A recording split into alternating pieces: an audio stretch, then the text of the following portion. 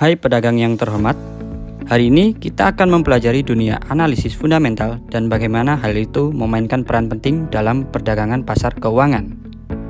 Analisis fundamental adalah metode yang digunakan untuk meneliti pasar keuangan, membantu kita memahami posisi aset saat ini dan prospek masa depan.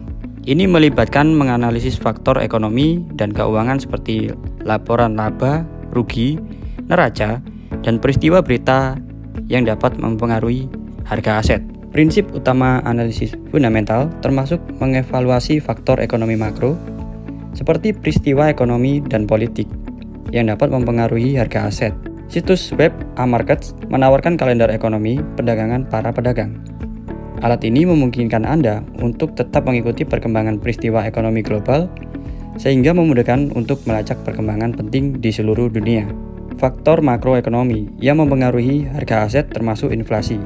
Inflasi terjadi ketika harga barang dan jasa meningkat dari waktu ke waktu, mengurangi daya beli uang. Hal ini dapat mengurangi permintaan untuk aset tertentu, karena konsumen mungkin mencoba untuk menghabiskan lebih sedikit untuk melestarikan modal mereka. Suku bunga. Fluktuasi suku bunga dapat mempengaruhi biaya pinjaman, yang kemudian mempengaruhi permintaan aset. Indikator ekonomi. Indikator-indikator ini termasuk metrik seperti produk domestik bruto, PDB, angka pekerjaan, indeks kompetensi konsumen, manufaktur, dan data penjualan retail. Analis dan pedagang memantau dengan cermat indikator-indikator ini karena mereka menawarkan wawasan berharga tentang keadaan saat ini dan prospek masa depan ekonomi. Peristiwa politik seperti pemilihan, konflik, atau krisis sering sekali menciptakan ketidakpastian di pasar yang menyebabkan fluktuasi harga aset. Hasil dari peristiwa ini dapat membentuk kebijakan ekonomi dan dinamika geopolitik, mempengaruhi sentimen investor dan perilaku pasar. Analisis fundamental membantu investor dan pedagang untuk membuat keputusan yang terinformasi dengan baik berdasarkan faktor-faktor yang dapat mempengaruhi harga aset. Itu juga memungkinkan mereka untuk menentukan apakah sebuah aset dinilai terlalu tinggi atau dinilai terlalu rendah.